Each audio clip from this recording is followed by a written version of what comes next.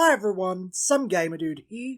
When talking game design, the topic of Timmy, Johnny and Spike always rears its head. These are the player types as identified by Mark Rosewater, head designer of Magic the Gathering. I have opinions on the topic. To start with, what are we exactly talking about? Who are Timmy, Johnny and Spike?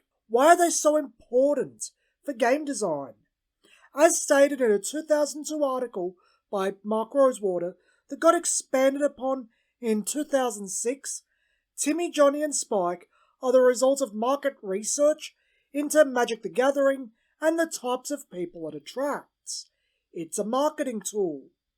This is the first point of contention I have with people discussing the idea. The concept was devised for Magic the Gathering. The idea was discussed with Magic the Gathering in mind. Magic has its own specific sets of strengths and weaknesses. What it has to appeal to people may be very different to another game. Yes, some of it is transferable, but not all of it. Other games can have aspects not really covered by Timmy, Johnny or Spike, or are only covered when the concept is warped to fit another game's paradigms. Conversely, Magic might not really cater to something really important in another game. Timmy, Johnny and Spike is an idea that was conceived for Magic and Magic alone. But back to explaining the concept. Spike and Johnny are the more straightforward of the three concepts. Spike is your tournament grinder. I can't put it any better than Mark Rosewater himself, and I don't want to put words into his mouth. So I'll just quote him verbatim. Spike is the competitive player. Spike plays to win. Spike enjoys winning. To accomplish this, Spike will play whatever the best deck is. Spike will copy decks off the internet. Spike will borrow other players' decks. To Spike, the thrill of Magic is the adrenaline rush of competition. Spike enjoys the stimulation of outplaying the opponent and the glory of victory. I think we can all agree that this applies to all games. If you make a game, the cream will rise to the top, not only in terms of deck construction and play patterns, but players themselves. People will take the game very seriously. They will get really, really good at the game. As much as Spike can actively make a game format less enjoyable to play for the majority, you cannot stop them, and I think it's futile to try. I think it's just better to try to get everyone else closer to Spike's level and aim for a more casually rewarding format in design. Try to balance what Spike likes with what everyone else likes. You don't need to remove game depth or make the game brain dead. Just bring it more into general audiences. So, what about Johnny? Johnny is interesting in that Mark Rosewater is aiming for something very specific when talking about Johnny, creativity, but the way he talks about Johnny, especially in the follow-up, it also covers something else entirely, completely changing our perspective on who exactly Johnny is. Again, I won't shove my words into Mark's mouth. I'll quote him verbatim again and comment on it. Johnny is the creative gamer to whom Magic is a form of self-expression. Johnny likes to win, but wants to win with style. It's very important to Johnny that he win on his own terms. As such, it's important to Johnny that he's using his own deck. Playing Magic is an opportunity for Johnny to show off his creativity. Johnny likes a challenge. Johnny enjoys winning with cards that no one else wants to use. He likes making decks that win in innovative ways. What sets Johnny apart from the other profiles is that Johnny enjoys deck building as much as, or more than, he enjoys playing. Johnny loves the cool interactions of the cards. He loves combo decks. Johnny is happiest when he's exploring uncharted territory. There is some wording here that I really latch onto, as I feel it expands the concept of Johnny in ways most people don't acknowledge when discussing Johnny. They think of Johnny as the deck builder, making these offbeat and would-be competitive decks that Spike will copy. But that's not the whole picture. Look at what Mark is saying along with that. Johnny likes to win on his own terms, playing his own deck. It's a form of self-expression to him. This I feel is important as it really expands upon who Johnny really is. As I said, Mark Rosewater followed up this article in 2006 with a new one that expands upon each player type, going into their subtypes. Johnny is talked about in this light once more with the subtyping of deck artist. The deck artist also likes to build decks, but in a very different vein. The deck artist isn't trying to find anything or demonstrate anything. The deck artist is trying to use deck building as a form of self-expressive art.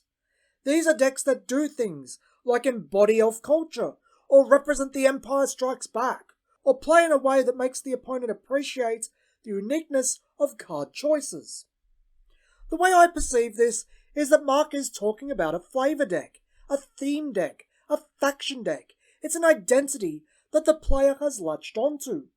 We think about archetypes and avatar cards as Timmy concepts. They're obvious, built-in, and given to the player. They don't really require deck construction, just tweaking. Apparently that's not the case.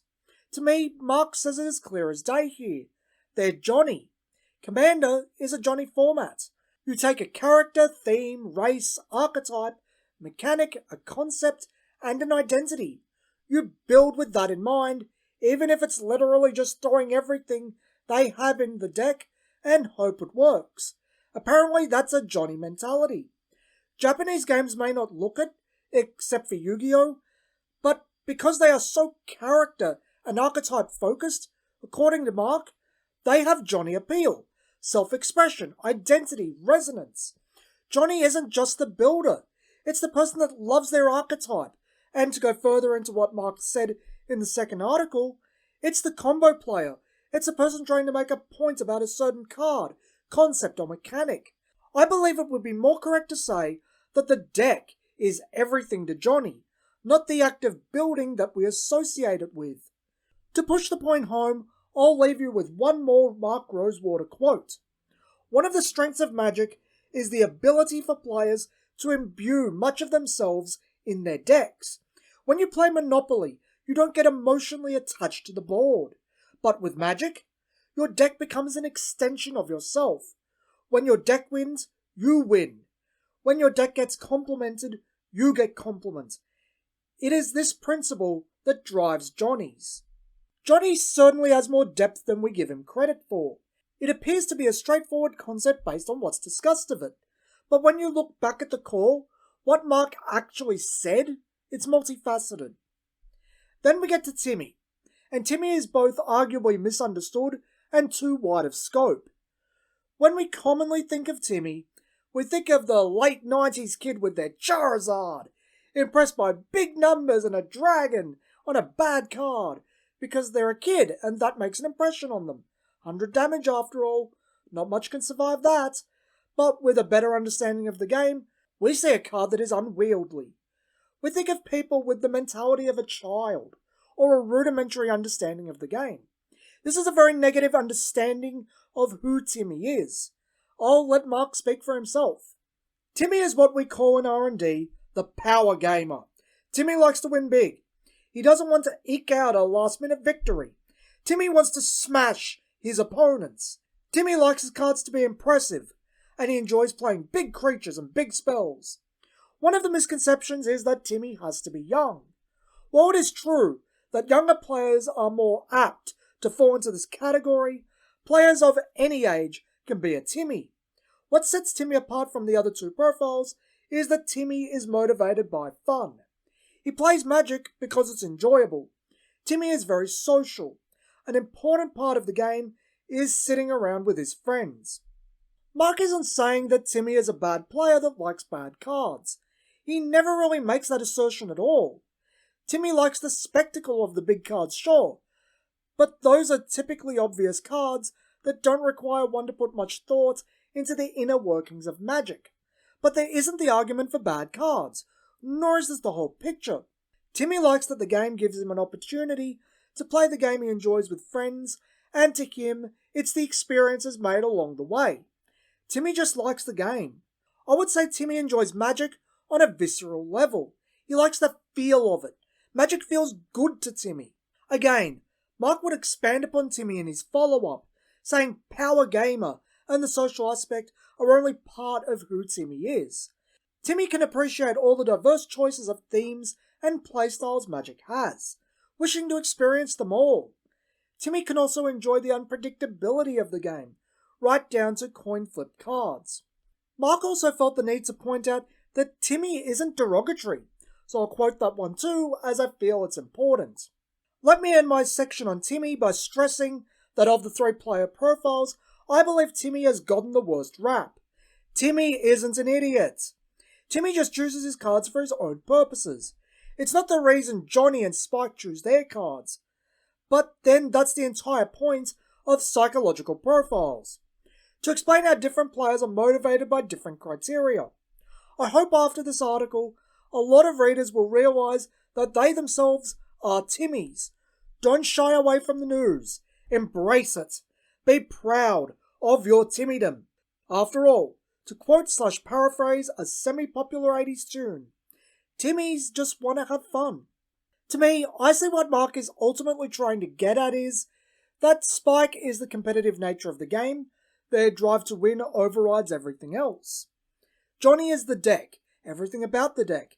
They enjoy Magic, but they enjoy it on their own terms, playing what they want to play because it's cool or interesting, reflects who they are, or their creative capabilities, or they just want to make a point. Timmy is the experience. They enjoy Magic and the company of the people they play with, but they don't think about it on a higher level. It's just a fun game to them. They like turning cards sideways and casting spells, and that's perfectly okay. But here's the thing. We're talking about what appeals to Magic players. Let me stress that again. Magic players. Not collectors, not investors, not players of other games. Magic players. This is why the Timmy, Johnny, Spike profiles have to be warped so badly to the talker's points when discussing it on a medium-wide level or in the context of other games, because I said earlier, this was conceived with Magic in mind and Magic alone. Players as well. Magic players. No one else. This isn't to say that the psychological profiles don't have merits to other games, but to stress the point, they're for Magic's strengths, the experience it can provide on a social, visceral, and cerebral level, and what you can do with it in terms of deck construction. As far as Mark is concerned, this is Magic's full appeal to players. This is what keeps butts in seats. Yes, there are Melvin and Vorthos, but Mark even states they aren't psychological profiles as they don't relate to play. They aren't motivations. They are extra components to Timmy, Johnny, and Spike. Where Timmy, Johnny, and Spike are what people get out of the game, Melvin and Vorthos are what people appreciate about the game, flavour and mechanics respectively. I think it's important to actually read the source material and understand that, rather than run away with what is considered to be a commonly held truth. It strips away every opinion put upon the original piece and returns it to its original form. It removes the warping done to it by people discussing it to meet their own ends. I found today's video quite enjoyable to make, as while I was aware of the articles, I hadn't sat down and truly absorbed what Mark had to say. I hope today's video gives you a better understanding of what Mark was talking about too. Till next time, this has been Some Gamer Dude, and thanks for watching.